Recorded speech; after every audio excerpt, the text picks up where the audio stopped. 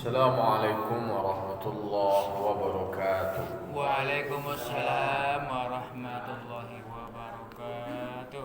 Alhamdulillah wassalatu wassalamu ala Rasulillah wa ala alihi wa sahbihi wa mawala. Asyhadu an la ilaha illallah wahdahu la syarika lah wa asyhadu anna Muhammadan abduhu wa rasuluh sallallahu alaihi wasallam la nabiyya ba'da amma ba'd. Qala rabbi shrah li sadri wa yassir li amri wa hlul 'uqdatam min lisani yafqahu qawli. Bapak-bapak, ibu-ibu, kaum muslimin dan muslimat jamaah subuh yang dimuliakan Allah Subhanahu wa taala.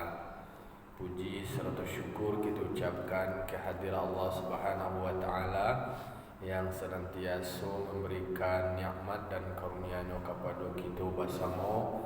Alhamdulillah, nikmat dan karunia yang Allah berikan kepada kita masih kita pergunakan untuk bertakarrub kepada Allah, mendekatkan diri kepada Allah.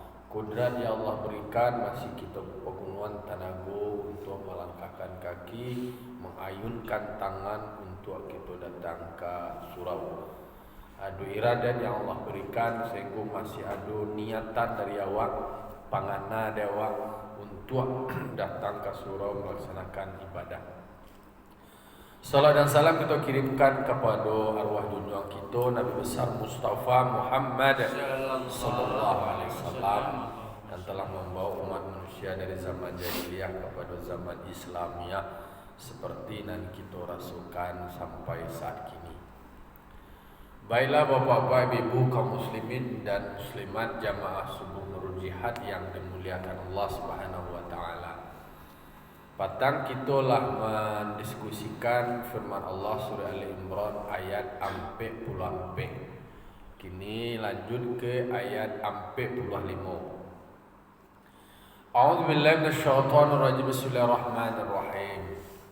Idz qalatil malaika ya Maryam innallaha yubashshiruki bikalimatin min ismuhul masihu Isa bin Maryam wajihan fid dunya wal akhirah wa minal muqarrabin. Sadaqallahu azim. Jadi ayat 45 masih ada kaitannya dengan ayat sebelumnya. Di ayat 40 Allah menjelaskan tentang sesuatu yang Nabi Muhammad tidak hadir pada peristiwa-peristiwa sebelumnya, tetapi kemudian Nabi Muhammad tahu melalui wahyu. Adanya wahyu yang menjelaskan, menginformasikan tentang kabar-kabar gaib yang pernah terjadi sebelumnya, sehingga bisa menjadi pelajaran dan menjadi iktibar. Dan awak pun kan banyak lo sejarah-sejarah masa lampau dan awak dak alun doa tu tulis. Alun tahu awak cerita Nabi Isa, tahu awak cerita Nabi Muhammad, tahu awak cerita Maryam, tahu awak cerita Nabi Zakaria, keluarga Imran. Itu adalah karena informasi yang disampaikan oleh guru. Guru merujuk kepada Al-Quran. Di situ awak tahu. Nan awak langsung tahu ke Al-Quran mana tu dak lo tahu awak tu. Membaca Qurannya dulu awak dah pandai kan. Melalui perantaraan guru awak bisa membaca Al-Quran, banyak sangat bisa lo membaca makna dan arti Al-Quran, apa yang dimaksud Allah di dalam Al-Quran.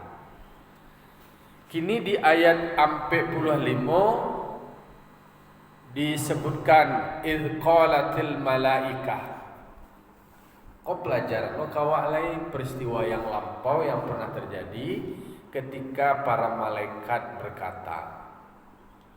Qalatil malaikah berarti beberapa malaikat, tetapi di dalam tafsirnya disebutkan adalah Jibril. Jadi Jibril sebagai jubir atau juru bicara dari antara semua malaikat.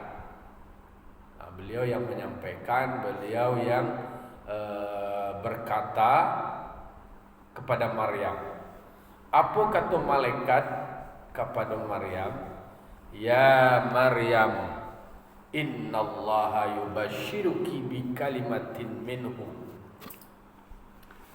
Dalam keadaan tenang, malaikat datang, kemudian malaikat memberikan kabar, ya Maryam, wahai Maryam, sesungguhnya Allah memberimu kabar gembira dengan satu kalimat daripadanya. Makna dari kalimatku adalah walad, yaitu anak. Orang gadi ia lun balaki lain. Lalu kemudian dia kabar, dia informasi. Nama dia kabar adalah malaikat Jibril. Dalam keadaan tenang, dalam keadaan santai, tiba malaikat. Oi Maryam, yo kai sepiang mana? Allah memberimu sebuah kabar gembira. Atu kabar gembiranya, Allah memberimu seorang anak. Tuan belum lelaki lagi, mau masih gadis, mau ketibu je anak. Anak yang Allah berikan itu dengan kalimat. Kolah takjubnya, sesuatu yang cari paduan dek namanya. Orang baranaknya kalau nyo belaki, ikonyo nak belaki doh, adolo nak.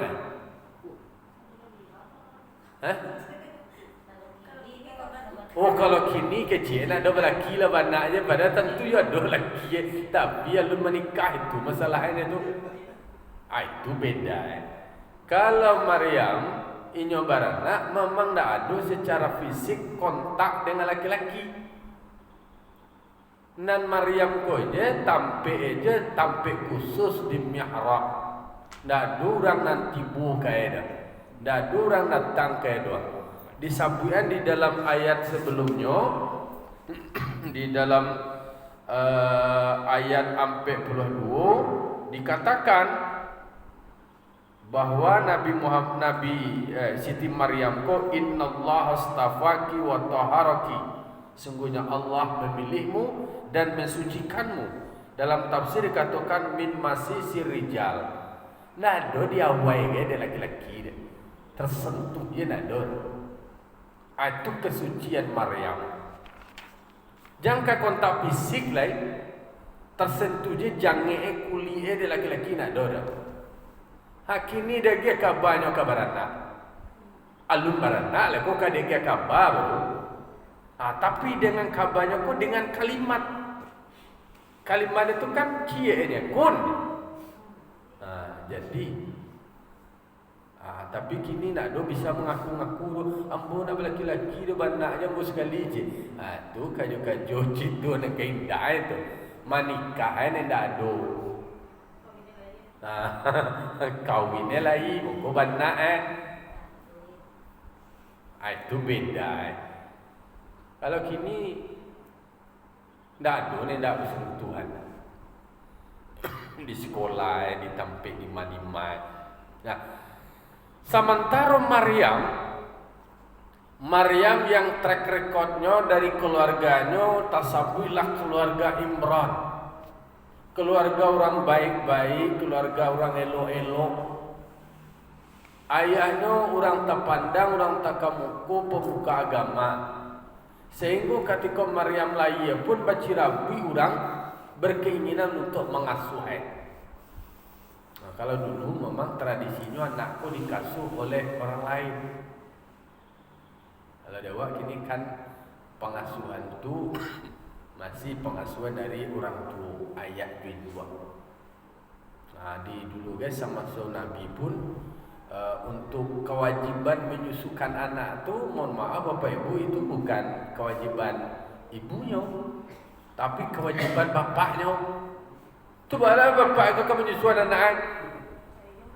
Cari orang bapokok jadi laki yo. Jadi laki orang ko bapokok nak mencingangui ya dah. Bapokok supaya anak dapat asupan gizi, protein, kemudian supaya ada yang lain memberikan menyusukan anaknya sehingga anaknya menjadi kuat dan sehat. Artinya adalah Islam itu mendorong manusia, orang tua memberikan asupan gizi dan protein yang layak kepada anak. Dah dua anak yang kurang gizi dah. Dah dua anak yang kurang protein dah. Istilah wak kini dah dua yang stunting tu doh gitu. Kan kini lagi viral masalah-masalah stunting.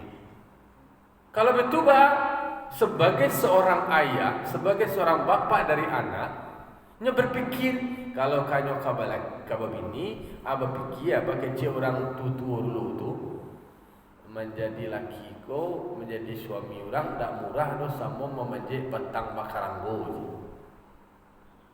Artinya ada melekat tanggung jawab. Tak babini je pandai tapi ada tak bertanggung jawab. Karena ada kewajiban melekat setelah ada akad. Di duduan pahami di sini. Kalau lah ada akad, melekatlah kewajiban status sebagai suami, status sebagai ayah. Suami memberikan bimbingan terhadap istri, kemudian memberikan sandang, papan dan pangan kepada istri, memberikan fasilitas yang layak, mewah dia perusikan. Dia mulai dia mewah perusikan. Itu pokok. Begitu pula juga anak. Ada kewajiban. Jadi nak ada anak dia nak pakai pakaian lah. Nak ada anak dia nak makan. Berarti dipikir bahas supaya makanan ada. Makanan dulu baca cara nak tipu surang aja dah. Berarti ada perintah untuk bakar rajo. Nah, itu. Jadi makanya ketika status berubah dari bujang menjadi laki dia orang, laban anak beko berubah lu status menjadi ayah dari anak. Itu nama karajo berarti dia nak bakaji namanya.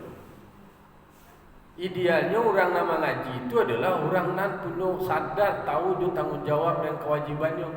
Ia bakar rajo nak mencingkil luar aja dah. Itulah kini ko memang kemandirian perempuan itu karena orang perusiko banyak cadik-cadik ini sekolah tinggi, di kelasnya juara kelas, bahkan jadi ketua OSIS. Anak laki-laki habis hari duduk aja. Sementara tanggung jawabnya semakin barek. Polisi dia cadik. Dapatlah karajo di lembaga-lembaga publik. Dapatnya bagaji. Laki-laki nak ada bagaji. Atau agak bagak polisi kau kini lain. Balai dia pitih kau nyo bagak. Pitih kau bagak orang. Cubalah cari lihat data di pengadilan agama. Apa data gini? Lah sekian tahun gua yang terjadi itu ada kekuatan perempuan kini. Dek karena ada hak-hak khulu inyo mengajukan gugatan cerai. Salah satu faktornya adalah faktor ekonomi. Laki nak pandai berkurit, dek karena pemalih. Jadi istilah wak itu nak ada dan istilah nak pandai dah. Cuma faktor sebenarnya itu pamalih. Ya rumah dah mau menolong. Nang kalamak deh je. Kalau perusi gini nyo rajin solat, jago aja mampe, nyo lah jago, nyo lah bakar racu, lah barasia, lah beres aduwe. Oknum nan laki-laki ya bang. Aku kalah lo lah je. Jadi sebenarnya ada kesadaran makanya agama itu mengajarkan bahas supaya beribadah tahu dengan kewajiban terhadap diri sendiri. Kewajiban terhadap diri sendiri itu adalah kewajiban beribadah. Sesudah itu ada kewajiban terhadap keluarga, ada kewajiban terhadap masyarakat. Maka orang Minang ko sebenarnya kalau lagi duduk dengan filosofi kalau paku kacang balimbiang tampurong lengang-lenggokan di bawah menurun kasar basuh. Anak di pangku kemanakan dibimbing orang kampung dipatenggangkan, tenggang kampung jangan sampai binasu. Berarti ada melekat kewajiban awak sebagai ayah dari anak di pangku. Kemudian mama di kemanakan, berarti kemanakan dibimbing. kemudian sebagai warga anak nagari, sebagai warga negara, melekat lo kewajiban awak. Sebagai warga anak nagari, ateh namo bakorong, bakampung singgo bagi siala masa lalu, iyo adalah kewajiban sosial awak. Ko kabayu lah namoe, ko kagotong royong lah namoe. Artinya, lah diajar nilai-nilai terkait dengan status awak anggota masyarakat, sebagai pimpinan keluarga, sebagai mama de kamanakan, sebagai kakek de cucu. Kan banyak melekat kewajiban. Nah, otomatis kesadaran terhadap hak dan kewajiban, kalaulah diduduk anjo paham dan rasa jo kaji, itu tahu lain. Itu beda manusia ko dengan hewan. Manusia ko di dalam membangun keluarga itu melalui sebuah akad, konsensus, kesepakatan. Akad ko tadi arti buhua ko. Akad ko buhua dia bakabe. Dua orang nampunya kapalo masing-masing, rambut dan sama hitam, panganaji ya surang. Nam punya pemikiran, punya aspirasi, punya hati masing-masing. Lalu kemudian dibuat ko bahasa awak ke, dikabean, disatuan dalam sebuah ikatan. Tak bisa disamuan. Oh, nam polusi harus sesuai jo kanda hati awak, tak bisa. Oh, na laki-laki harus sesuai dengan keinginan awak, tak bisa. Dapat awak bakanda hati, tapi nak dapat nanti hati. Dapat nanti hati, tapi nak dapat bakanda hati. Jadi tetap ada plus minus. Disitulah bertoleransi dengan perbedaan itu. Sama menyimak, sama mandanga. Disitulah nak namu anak kalamat dewa surang je tu. Nak namu ancak dewa surang itu. Jo pandai lo dengan mandanga. Nan orang ko istilah bahasa awak jalan-jalan ke para orang. Soalnya nak boleh je dia biar gitu kan sebagai sanduran pantun ni kau. Jalan-jalan ke para orang supaya dapat cuma dak masak. Dak agi-agi karena orang supaya dapat lo karena dakwah. Jadi begitu. Samantaro yang Maryam, beliau ada. Nan Maryam ko beliau tidak punya suami. Tu balo caro itu lai. Aikolah beban berat nan ditanggung dek Maryam. Baaga ti caroe menjelaskan ke orang banyak. Awak tasabui dari keluarga baik-baik, dari keluarga terpandang. Nan salamoko dalam pergaulan dak dulu bersentuhan jo laki-laki. Kok bisa lo mengandung? Kok bisa lo baranak akan ikuha? Kok dipikir-pikir baala kiro-kiro kece orang gati. Marah saya kena bully, itulah yang ditanggung dari Maryam. Nyono dari keluarga lain nama, nyoleh muncung dah lah guncang sado itu ya tu. Monyong muncung orang mencela, tu si Maryam tu kecenya lelo jadi awak lagi tak kau nana do tak tu lo, halah sampai tak tu lo lah model. Bari menanggung amanah nan takatuha karena nan terpilih mendapatkan anak tanpa ayah.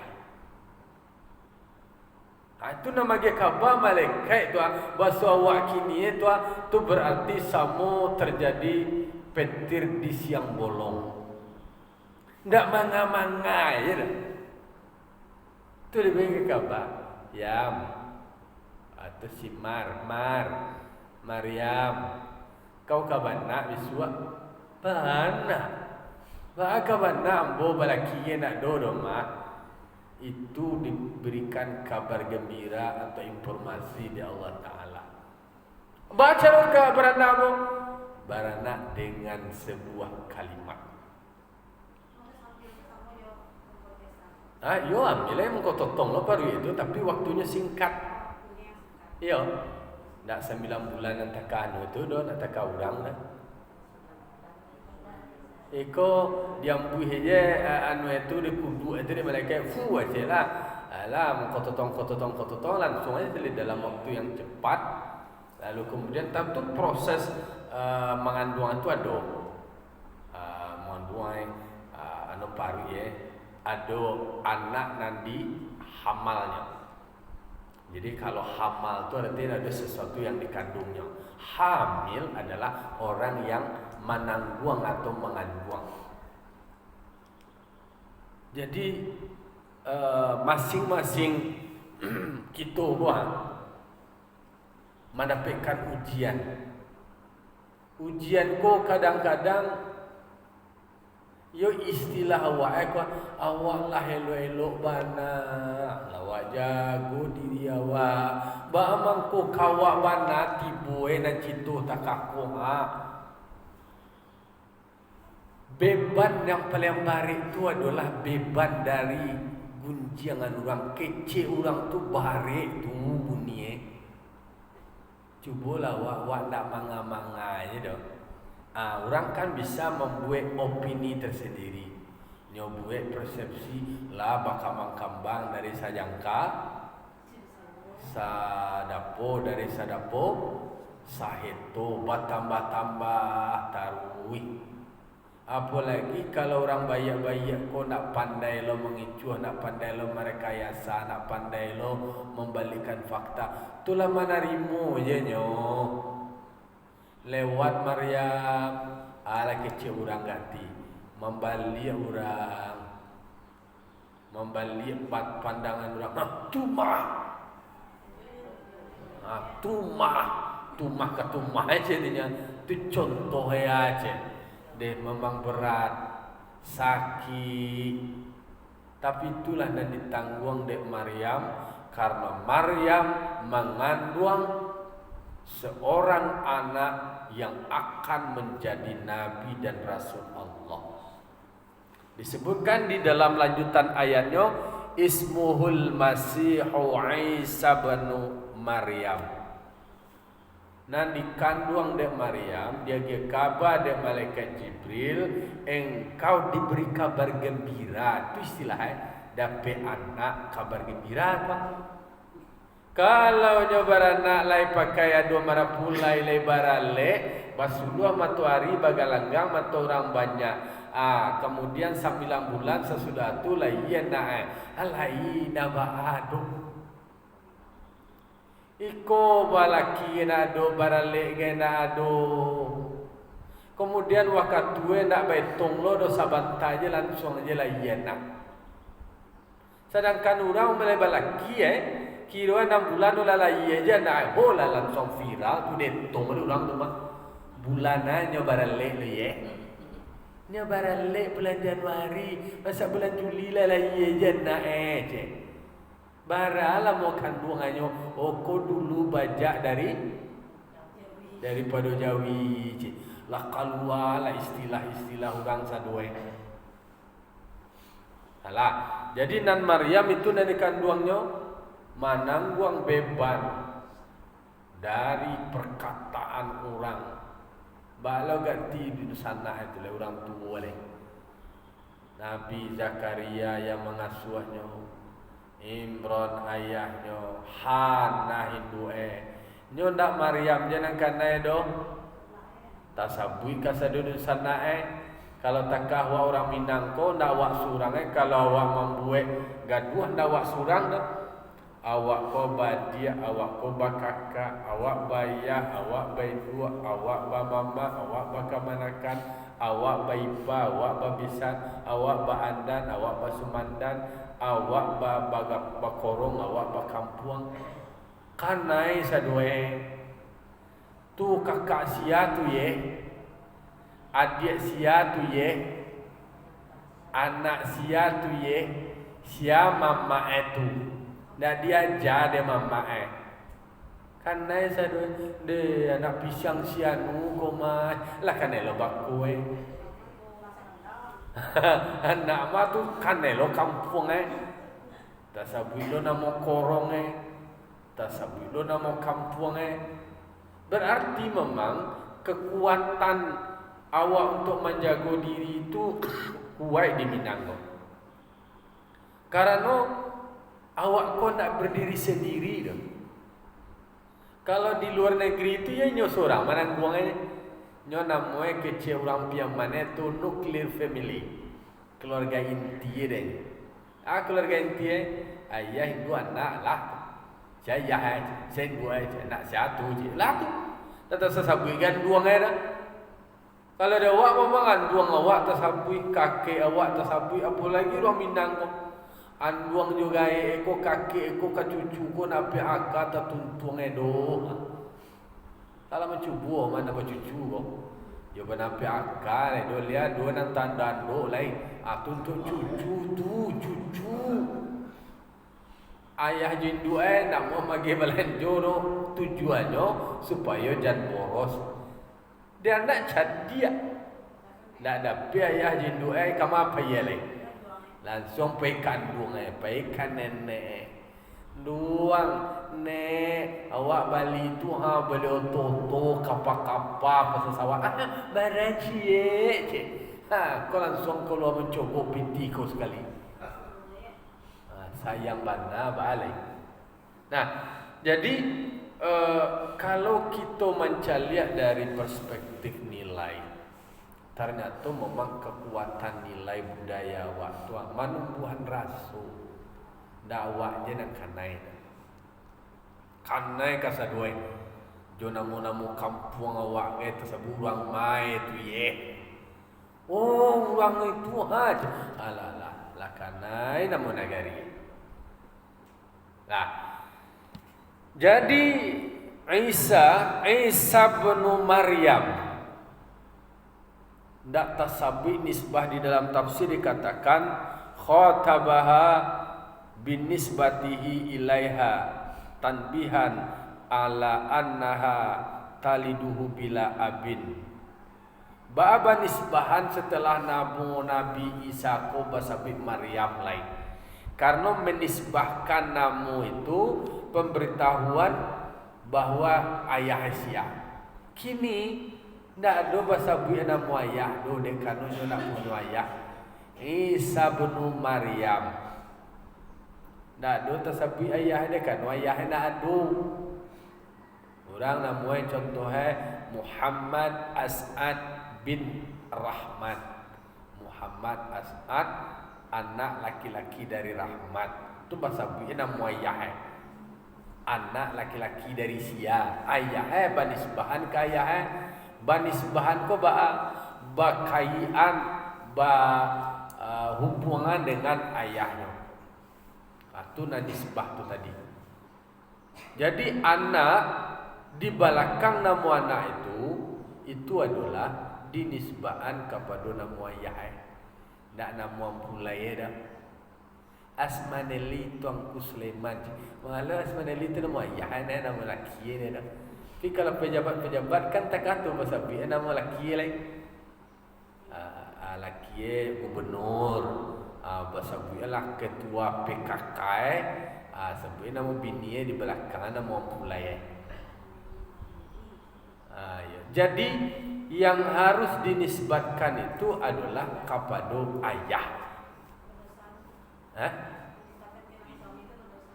Tentu yang ni nak pulai rumah nak ayah rumah tu pulai je mah. Bahasa biasa ayah tak ada mah. Mungkin muju yang moderat ada wak moderat kalau nak ekstrim tak kata tadi. Nak moderat kan le nak bahasa bui nama nodo. Nama bini dah. Kayak nama bini dari Firaun itu kan tersabut. Asiyah zaujatu Firaun. Asiyah adalah istri dari Firaun.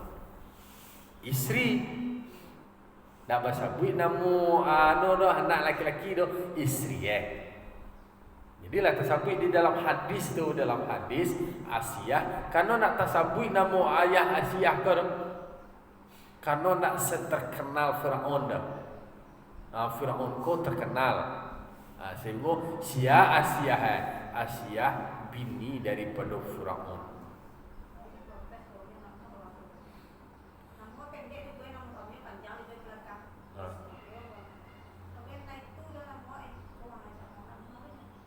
Harusnya memang dibuat nama ayah dah. Nama ayah di belakang. Kan ada Miss Jawati Zain ni. Sebut nama ayah ni. Ya. Itu kan istilahnya sebutan dari PKK kok kan jabatan ex officio. Jabatan yang langsung melekat dari jabatan Ampulaya. Kalau Ampulaya Bupati tentu bininya langsung ketua PKK. Kalau Ampulayanya adalah wakil bupati berarti langsung ketua GOW. Dharma wanita kalau ketua kalau laki sekda Dharma wanita. Itulah jabatan-jabatan yang melekat dari status suami. Kalau suami nak ada berpangkat apa-apa tu nak ada lah jabatan itu loh. Tak tasabui lo nama laki dia dek karena berpangkat. Nah, kalau Nabi Isa di dalam ayat Al-Quran tasabuian namanya Isa bin Maryam. Isa putra dari Maryam. Tak tasabui nama ayah karena memang tak ada ayah. Karena memang kebangsaan itu bakaian jo ayah. Kalau di Piaman Bagindo, Sidi, Sultan itu kan namanya gelar warisan dari ayah. Kalau ayah Sultan tipu dia nak Sultan lo, ayah Bagindo anak Bagindo lo, ayah Sidi anak Sidi pulo. Jadi itu keturunan dari ayah. Jadi kebangsawanan seorang anak dalam konteks budaya itu tergantung nasabnya dari siapa. Itu nasab tu tadi, nasab garis keturunan. Garis keturunan itu dicari dari ayah. Bahasa awak kini mencari sasok jirami. Sasok jirami itu dicari siapa bapaknya. Karena memang anak itu bagus atau tidak itu akan tergantung kepada siapa ayahnya. Ba ayahnya magi pitih, magi makan keluarga anak bininya. Itu. Jadi kalau menurut adatnya li'an adatur rijali nisbatuhum ila abaihim. Karena adatnya laki-laki itu dinisbahkan kepada bapaknya. Tasabui lah namanya kalau ada tahliyah basabuian binti atau bin sia anak parusi dari sia ayah anak laki-laki sia dari nama ayah basabuian ayah tibo dek Nabi Isa dah ada tasabui nama ayah dek karena dek karena indak punya bapak nak punya ayah. Wajihan fid dunya wal akhirah wa minal muqarrabin. Nabi Isa kola tasabui katiko di dunia saja nyalah punya tua. Wajihan ko baswa wa batuah di dunia. Jadi yang beliau menjadi nabi. Menjadi nabi ada pesan-pesan yang melekat kewajiban yang harusnya kerajuan rasul, ada kewajiban untuk menyampaikan risalah-risalah Allah. Alai wa fil akhirati wa minal muqarrabin, dan pada akhirat dengan bisanya memberikan syafaat dan dapat darajat yang tinggi, inyo termasuk muqarrabin. Muqarrabin ku adalah orang yang dekat di sisi Allah Subhanahu wa taala. Jadi di ayat 45 ko mengingat kawak memang setiap diri awak kau mendapatkan ujian masing-masing, mendapatkan kelebihan dan keutamaan masing-masing. Sia yang bisa menhaduinya kan mendapat nikmat yang banyak pun itu adalah ujian. Menghadui keadaan dan status tertentu itu adalah ujian. Dan siapa yang berhasil menjalankan itu dengan baik, ketikanya diberikan ujian berat dalam konteks kekurangan, apakah bisa sabar atau tidak. Ketikanya diberikan kemuliaan dan kelebihan, apakah bisa bersyukur atau tidak. Nyo ketika manape manusia kocok lupa, seyogianya ketika manape manusia ko bersyukur. Ketika manusia manape ujian, di sini manusia galau. Seyogianya ketika manape ujian itu manusia dituntut untuk bersabar. Aba doa wa Allah Ta'ala untuk tuang diri awak ketika manape karunia dari Allah, ia menjadi syakirnya orang bersyukur tabinya. Ketika manape ujian dan cobaan dari Allah, ia menjadi sabar awak. Maka dalam doa sesudah sholat sunat itu pojok mewirikan. Dalam doa waktu wak meminta kepada Allah Ta'ala supaya awak menjadi orang yang sabar ketika mendapat ujian, menjadi orang yang bersyukur ketika mendapat nikmat. Karena dulu keadaan takah itu bisa terbalik. Ketika mendapat nikmat justru menjadi sombong dan takabur, lupa, ongeh tipu.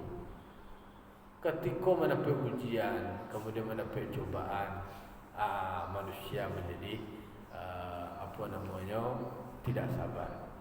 Maka awak meminta kepada Allah Ta'ala, Allahumma ahini bisunati wal kitabi, minta wa idwi awak dengan sunnah dan kitab. Kemudian awak minta supaya sabar dengan ujian, kemudian bersyukur atas segala nikmat. Fa'tabiru ya ulil absar la'alakum turhamun. Wassalamualaikum warahmatullahi wabarakatuh. Waalaikumsalam warahmatullahi wabarakatuh.